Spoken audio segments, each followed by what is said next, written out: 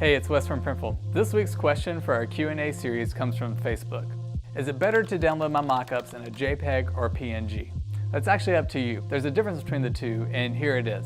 JPEGs are smaller in size, so this means it lets your website load a little bit faster. One of the downsides to JPEGs is that it will save with a white background behind it, so that's something to think about. PNGs, on the other hand, are higher resolution, so they are a bigger size file.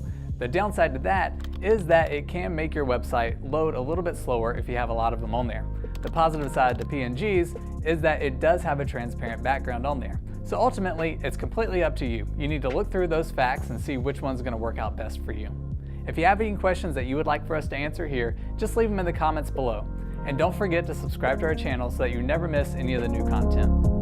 Hey, Wes from Printful here. Hope you enjoyed that video. Go check out the other videos on our channel and don't forget to hit subscribe to never miss the latest content. To get started with Printful today, just click on the link in the description below.